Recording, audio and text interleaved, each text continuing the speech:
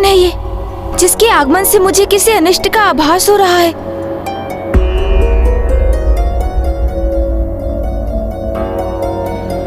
अब हमें भी प्रस्थान करने की अनुमति दीजिए प्रभु।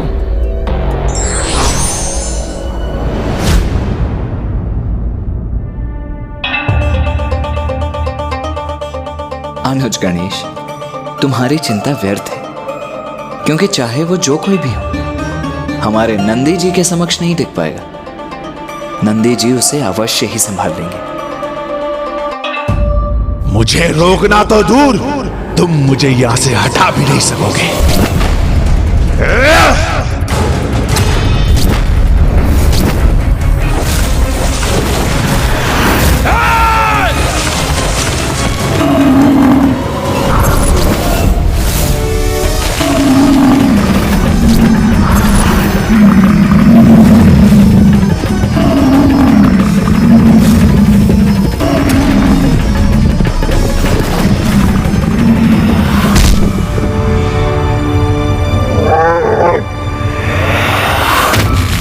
जितना अनुमान था उससे कहीं अधिक बलशाली हो तुम, किंतु मेरे बल के समक्ष नहीं टिक पाओगे तुम।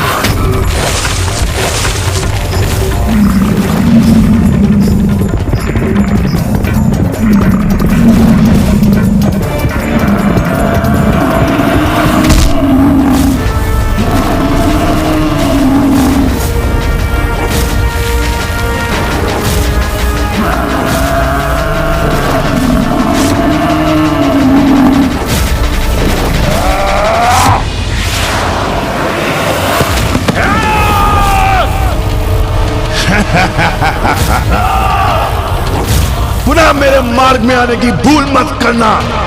मुझे अपने मार्ग से हटा करके तो दिखाओ। मैं तो अभी भी तुम्हारे मार्ग में ही हूं। देखो, अपने चारों ओर खिंची हुई उस रेखा को देखो।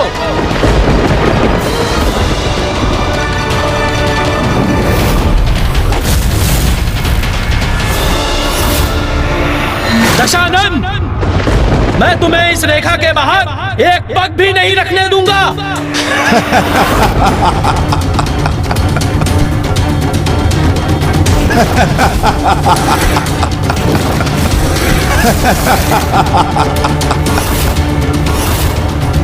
मुझे किसी सीमा में बांधने का सामर्थ्य नहीं है तुम में।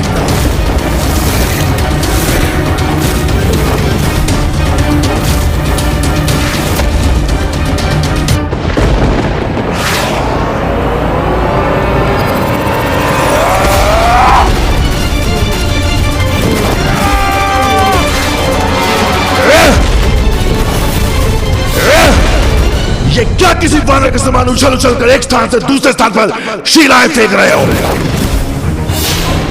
पुनः चेतावनी दे रहा हूं तुम्हें, वो दुस्साहस मत करो। जो बस, बहुत हुई तुम्हारी एक क्रीड़ा, बहुत उछल लिए एक वानर के समान। एक तुच्छ वानर दशानन को कदापि नहीं रोक सकता, किंतु ये अभी भी समझने में असमर्थ रही हो तुम। और ये वानर समान स्थिर बुद्धि में स्थिर कर लो और मत करो दशानन से टकराने का दुस्साहस। एक तुच्छ वानर दशानन को कदापि नहीं रोक सकता। वानर वानर वानर, बहुत बार कह चुके तुम। तुच्छ वानर कहकर तुम मेरा अपमान कर रहे हो, किंतु अपमान और उपहास के पात्र तो तुम बनोगे दशानन। तुम्हारे सर्वनाश का कारण एक वानर सेना ही बनेगी, और एक वानर तुम्हारा सर्वस्व नष्ट करेगा, और तुम अपनी संपूर्ण सामर्थ्य का प्रयोग करके भी उसे रोक नहीं सकोगे।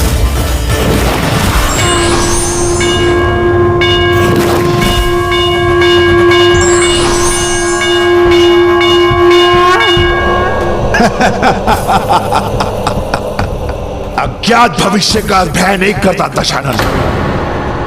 वर्तमान में जीने का अभ्यस्त हूं मैं, जिसमें तुम मेरा मार्ग रोककर मुझ पर शिलाओं को फेंक कर प्रहार कर रहे हो। तो तुम अब देखो तुम्हें कैसे दूर उठा के फेंकता हूं मैं।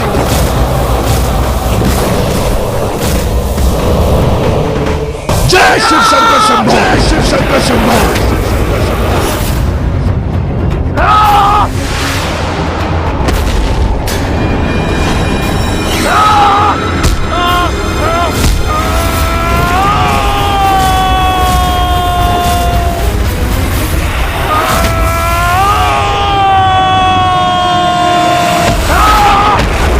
शिव शंकर शंभो, शिव शंकर शंभो।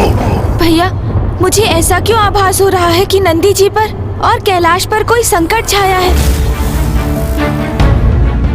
भैया, हमें स्वयं जाकर वहाँ देखना चाहिए। उचित कहते हो अनुज, चलो। रुको पुत्र, ये और कोई नहीं, अवश्य ये दशानन।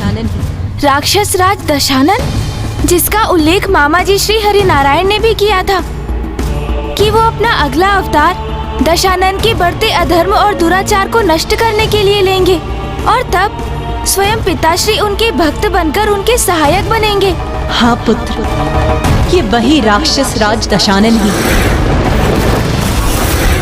प्रजापति ऋषि पुलस्त्य का पौत्र, ऋषि प्रजापति विशर्वा और उनकी पत्नी असुरों की राजकुमारी देवी कैकसी का पुत्र, असुरों का महाराज, स्वर्ण नगरी लंका का अधिपति, महादेव का परम भक्त, चारों वेद और छहों शास्त्रों का ज्ञाता, महाज्ञानी, महापंडित है वो, और इसीलिए उसके 10 शीश हैं।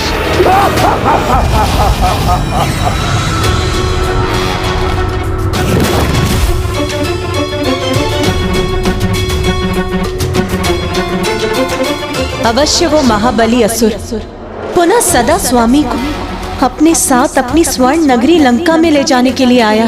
पिताश्री को सदा के लिए ले जाने, वो भी कैलाश से? पुत्र, इसके पूर्व भी वो 2 अन्य बार ये प्रयास कर चुका है और ये उसका 3रा प्रयास है पुत्र।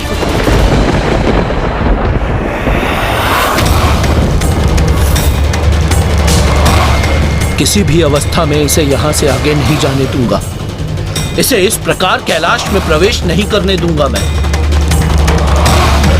नहीं नंदेश्वर जी, अब आप उसे और नहीं रोकेंगे। आप उसे सावधान कर उसे सचेत कर चुके हैं और अब ये भगवान और भक्त के बीच की बात है। इसीलिए अब वो क्या करना चाहता है, इसका चुनाव उसे स्वयं करने दीजिए। किंतु वो ये सब क्यों कर रहा है माँ? वो पिताश्री को बार बार अपने साथ क्यों ले जाना चाहता है? वो स्वामी का तो परम भक्त है ही, अपने माता के प्रति भी उसकी अपार भक्ति है और उनके एक आदेश पर वो बिना भला बुरा समझे कुछ भी कर सकता है। और अभी भी ऐसा ही हो रहा है पुत्र। वो जो भी कर रहा है अपनी माता की इच्छा पूर्ण करने के लिए ही कर रहा है। किंतु माँ, उनकी माता क्यों चाहती है कि वो पिताश्री को अपने साथ लंका ले जाए? क्योंकि असुर गुरु शुक्राचार्य ने उनकी माता देवी कैकसी को दशानन की नियति बताकर उन्हें अपार चिंता में डाल दिया। दशानन जिस पद का चुनाव कर रहा है उससे उसका अनिष्ट ही होगा देवी।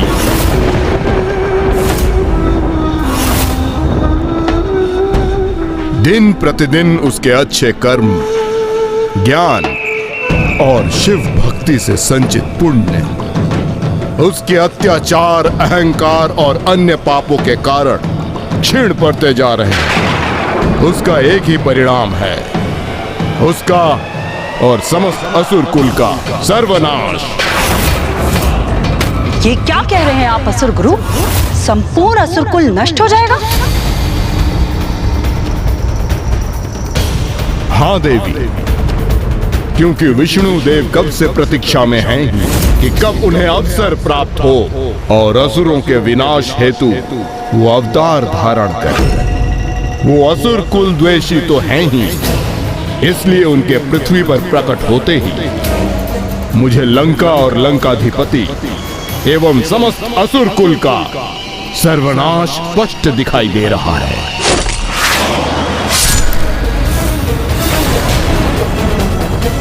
तो फिर इन असुरों के काल रूपी संकट को दूर करने का क्या उपाय है गुरुदेव?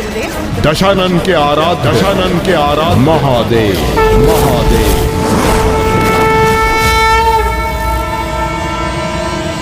महादेव? किंतु महादेव हम असुरों का साथ क्यों देंगे गुरुदेव? क्योंकि महादेव तो भोले भंडारी हैं। उन्हें तो सरल भक्ति से भी प्रसन्न किया जा सकता है, तो भक्ति के माध्यम से ही उन्हें लंका लेकर आना एकमात्र शेष उपाय है। और जहां महादेव होंगे वहां विष्णु कभी आक्रमण नहीं करेंगे। स्मरण रखिए देवी कैकशी, यदि दशानन को शिव का साथ प्राप्त हुआ तभी दशानन सुरक्षित रहेगा। यदि दशानन को शिव का साथ प्राप्त नहीं हुआ तो दशानन को विनाश से कोई रक्षित नहीं कर सकेगा।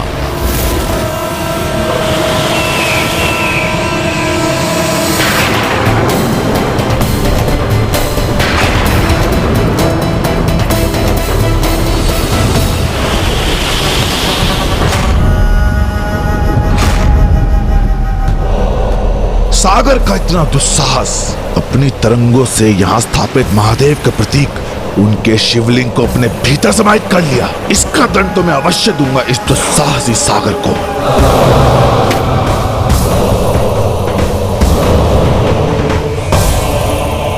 प्रणाम माता, प्रणाम असुर गुरु शुक्राचार्य।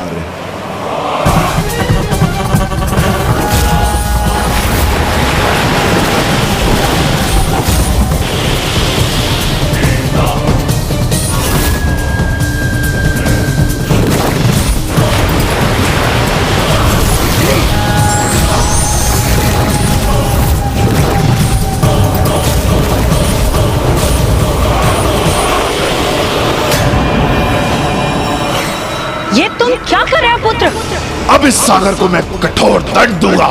इसने मेरे माँ के पार्थिव शिवलिंग को अपनी तरंगों में सम्मानित करने का दुस्साहस कैसे किया? अब मैं भी इसकी एक भी तरंग शेष नहीं रहने दूंगा। पूर्ण रूप से सुखा दूंगा इसे।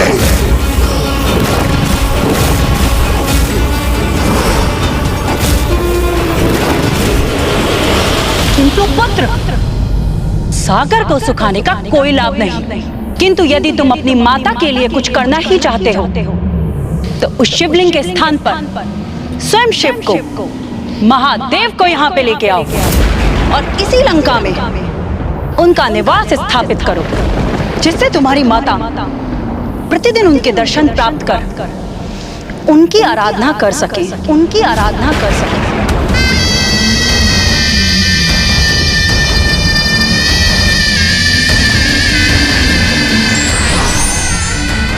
आप यही चाहती है ना माता? तो आपका ये पुत्र आपकी इच्छा को अवश्य पूर्ण करेगा।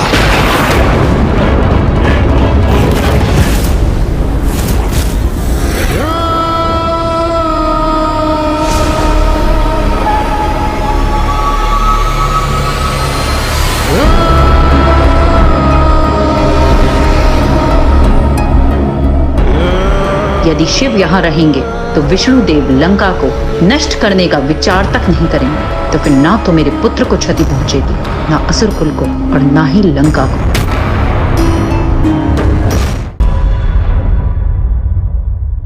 तो माँ, क्या दशानन वास्तव में पिताश्री को लेने यहाँ आ पहुँचा था? हाँ पुत्र, उसने यहाँ आकर बिना अनुमति प्राप्त की जटाटवी करज्जुर प्रवाह अति शीघ्र चलो कैलाश की ओर। लंबिताम संग तुंग मालिकाम डमट डमट डमट डमन्निनाद मट्टमर्वयम चकार चंड तांडवम करोतु नः शिवम। जटाकटाह संभ्रम प्रमन्निलिम्प निर्झरी विलोल वीचि वल्लरी विराजमान मूर्धनि धगत् धगत् धगत् ज्वलल्ललाट पट्ट पावके किशोर चंद्र शेखरे रति प्रतिक्षणं मम।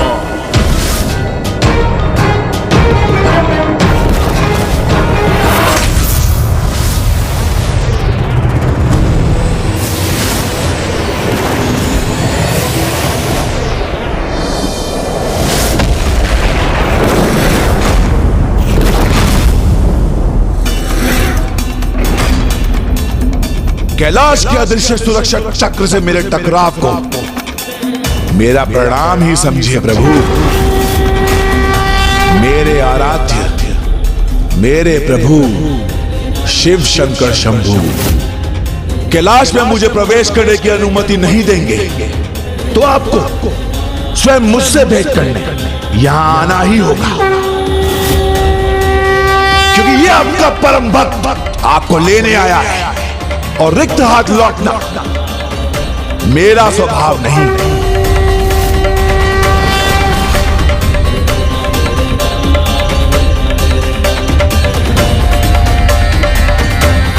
जय शिव शंकर शंभू।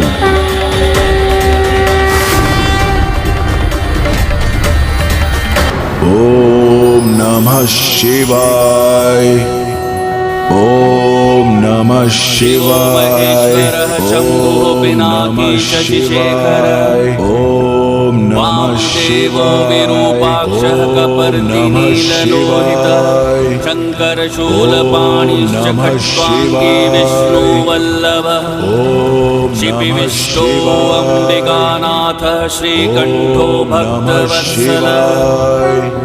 ओम नमः शिवाय, ओम नमः शिवाय। हे महादेव, हे शिव शंकर शंभू, मुझे दर्शन दीजिए, दर्शन दीजिए मुझे प्रभु।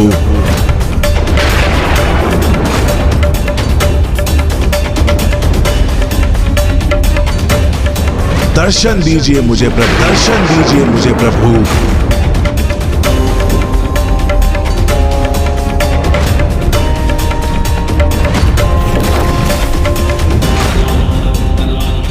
प्रतीत होता है मेरी भक्ति, मेरा आपके प्रति समर्पण में कुछ कमी शेष है महादेव, इसलिए आप मुझे दर्शन नहीं दे रहे हैं।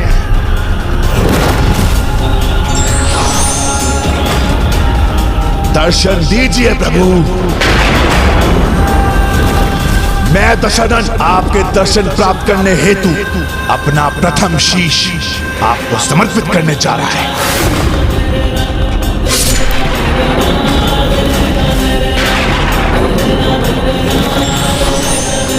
अब दशरथ आपको अपना द्वितीय शीश अर्पित करेगा।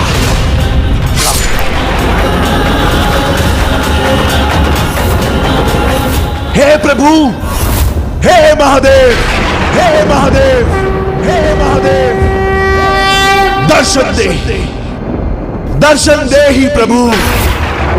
अभी आपको दशरथ अपना दशम एवं अंतिम शीश समर्पित करेगा। जय शिव शंकर शंभो, जय शिव शंकर शंभो, जय शिव शंकर शंभो, जय शिव शंकर शंभो।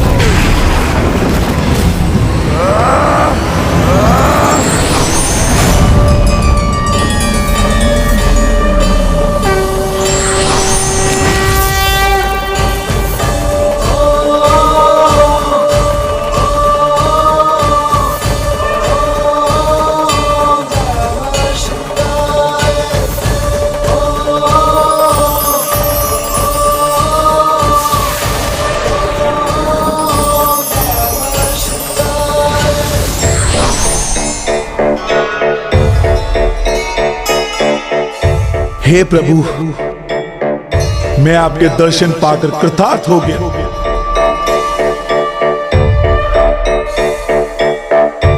मैं तुम्हारे तप से अति प्रसन्न हुआ।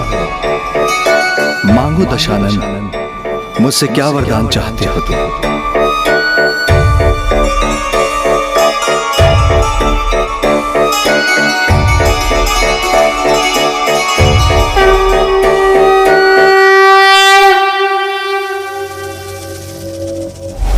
तो क्या उसने पिताश्री को अपने साथ लंका चलने के लिए कहा? तो उसका क्या उत्तर दिया पिताश्री ने? दशानन अपने इष्ट, अपने प्रभु के निर्मल और पावन दर्शन का सुख पाकर इतना भाव विभोर हो गया, उनके दर्शन के परम सुख में इतना खो गया कि वो ये ही भूल गया कि वो यहाँ क्या प्राप्त करने के लिए आया था। शांत क्यों हो दशानन? कहो क्या वरदान चाहते हो तुम? संकोच मत करो, स्पष्ट कहो, तुम्हें क्या वरदान चाहिए?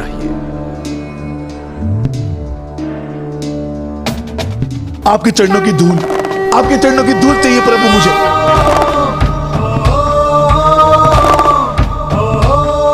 आपकी चरणों की धूल से तो इस शरीर में रक्त प्रभावित होता है प्रभु। आपकी चरणों की धूल से तो इस शरीर में प्राण है महादेव। आपकी चरणों की धूल से ही इस दशानन का मान है। आपके चरणों से ये धूली इस शरीर का वास्तविक आहार है।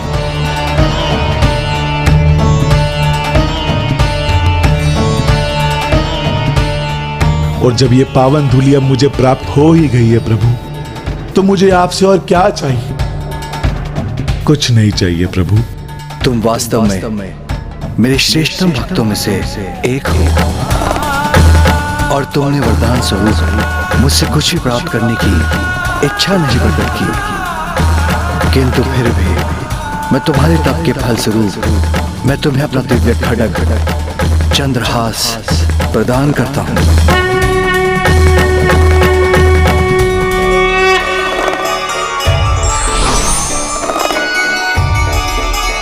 अब तुम इसे स्वीकार करो वत्स।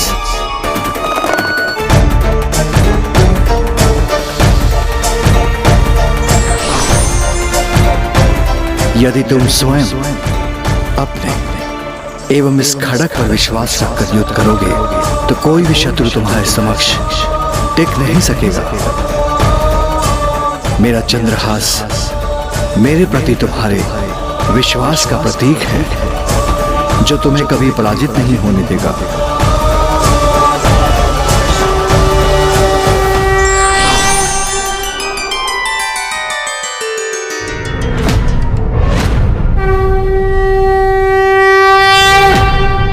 तो उसने पिताश्री को अपने साथ चलने के लिए भी नहीं कहा, बस चंद्रहास प्राप्त कर लौट गया। वो भक्ति का ऐसा ही अनोखा प्रभाव होता है। जिस पर उसका अनोखा प्रभाव छाता है, वो उसी भक्ति में लीन हो जाता है,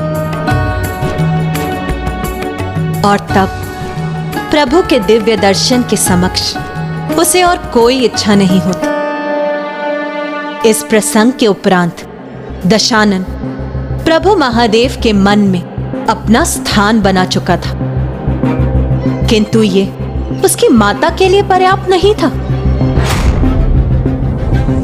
मैंने तुम्हें प्रभु शिव को लाने का आदेश दिया था, और तुम ये क्या ले आए? मात्र खड़ग चंद्रहास? ये मेरे आदेश की पूर्ति नहीं। मैं इससे कदापि संतुष्ट नहीं। महादेव ने क्रीड़ा की सामग्री थमा दी तुम्हें, और तुम प्रसन्न होकर लौट आए।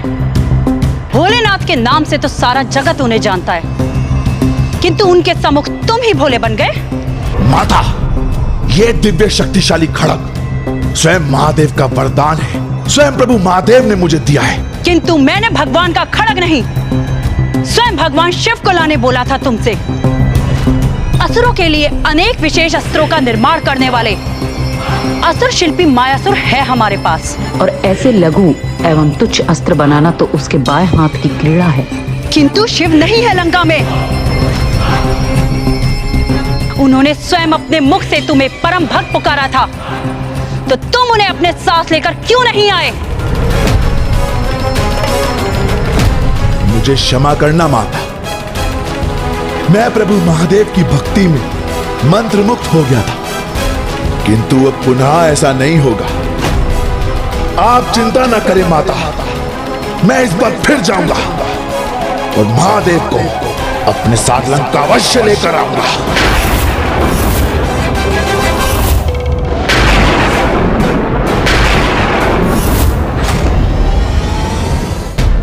फिर अगली बार जब वो कैलाश पहुंचे तो क्या हुआ माँ?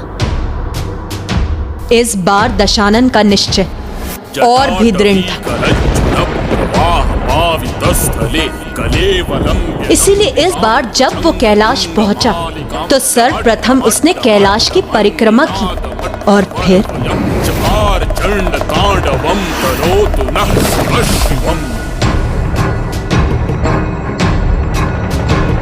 जटाकटाह संभ्रम समभ्रमन्निलिम्प निर्झरी विलोल वीचि वल्लरी विराजमान मूर्धनि। प्रभु, आपने मुझसे पूछा था कि मुझे क्या चाहिए।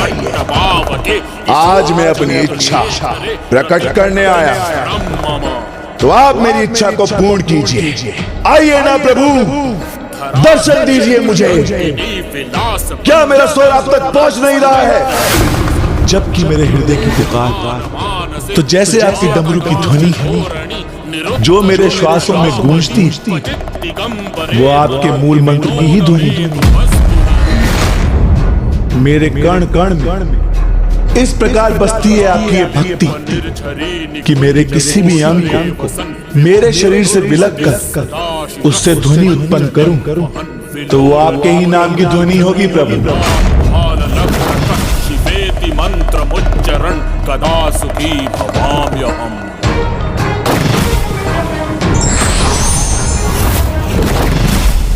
जब वो प्रथम बार आए थे तब उन्होंने अपना शीश समर्पित किया था, तो अब क्या वो कुछ ऐसा ही करने वाले थे माँ? दशानन पर तो जैसे भक्ति का उन्माद छाया था, इस बार उसने अपनी आंत को ही अपनी शरीर से बाहर निकाल उसने वीणा के समान ध्वनित करना आरंभ कर दिया। ओम नमः शिवाय, ओम नमः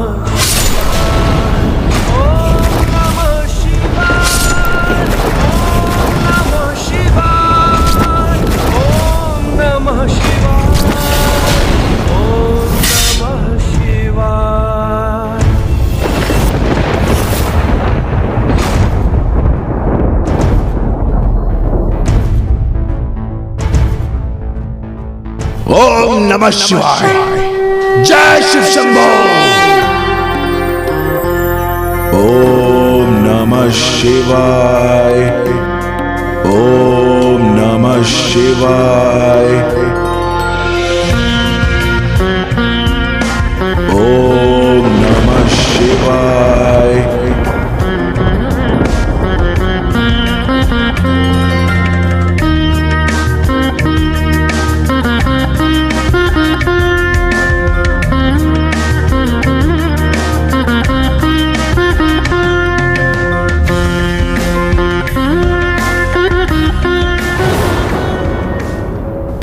फिर क्या हुआ माँ?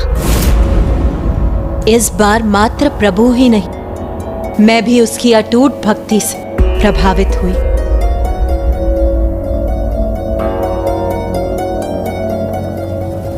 किंतु मुझे यह ज्ञात नहीं था कि उसकी यही भक्ति मेरे कष्ट का कारण बनेगी।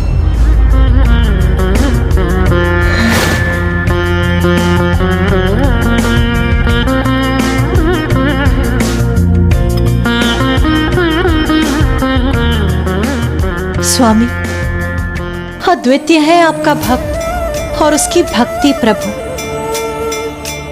हम दोनों के दर्शन प्राप्त करने के योग्य है वो।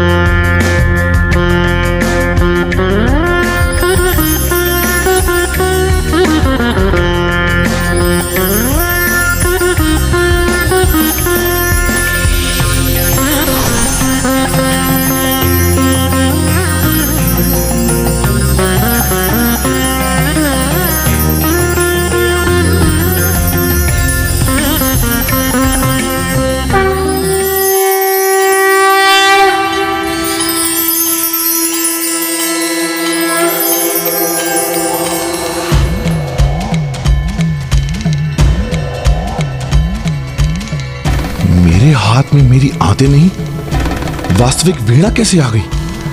अवश्य मेरे प्रभु महादेव की कृपा से ही संभव हुआ है ये।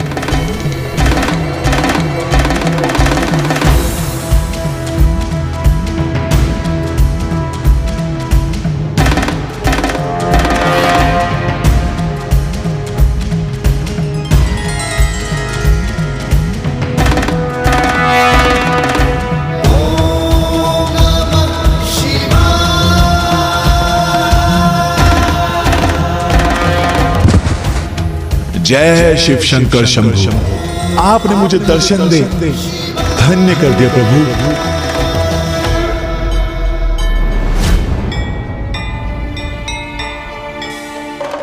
हे प्रभु, इससे पहले मैं आपका दिव्य मुखमंडल निहार कर आपकी भक्ति के सागर में फिर से डूब जाऊं। मुझे वचन दीजिए प्रभु कि मैं आपसे जो भी मांगूंगा आप मुझे वरदान स्वरूप अवश्य देंगे।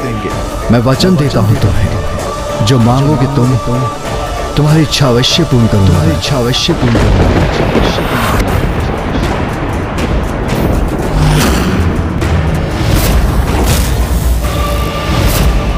किंतु वो वरदान आपकी पीड़ा का कारण किस प्रकार बन गया माँ? ऐसा क्या मांग लिया था दशानन ने जिससे आपको अपार वेदना सहनी पड़ी? क्या वो पिताश्री का आत्मलिंग था या फिर कुछ अन्य जो बहुत ही दुर्लभ था? बताइए ना माँ, क्या थी दशानन की मंशा? अपने स्वार्थ सिद्धि के लिए की गई ईश्वरीय भक्ति से भक्त को क्षणिक लाभ तो अवश्य मिल जाता है, किंतु वो परम धाम एवं मोक्ष आदि नहीं जो सच्ची भक्ति से मिलता है।